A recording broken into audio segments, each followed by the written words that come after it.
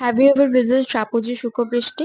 সাপুজি শুকবৃষ্টিতে ২ সাইডে রোডে এরকম ভাবে স্টল লাগানো হয় এক্সিবিশনের জন্য। অ্যান্ড সেখানে আমার ৩ নম্বর এক্সিবিশন ছিল এটা জুন মাসে রথযাত্রা উপলক্ষে। অ্যান্ড এটা কে ব্লকে ছিল। আর আরেকটা হচ্ছিল সাপুজিতে বড় করে রথযাত্রা সেলিব্রেট করা হয়। রথের যে প্যান্ডেল লাগানো ছিল তার ঠিক সামনে আরেকটা এক্সিবিশন হচ্ছিল, সেটা বড় করে হচ্ছিল। এবং ক্রাউডটা ওখানে বেশি ছিল, এখানে চাইতে ওখানে একটু বেশি ছিল। কারণ ওখানে প্যান্ডেল, ওখানে ভোগ দেওয়া, লোকের সবকিছু ছিল। এমনি ওখানে বৃষ্টি পড়ছিল রথে, অবভিয়াসলি বৃষ্টি হবে। আমাদের অনেক প্রবলেম হলেও এক এক টাইমে ইলেকট্রিসিটি চলে গেছে, যাই হোক।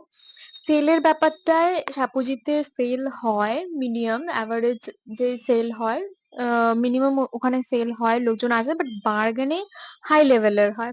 ইভিনিং টাইমে যখন সবাই রথ নিয়ে আসলো তখন একটু ক্রাউডটা পাওয়া গেছিল।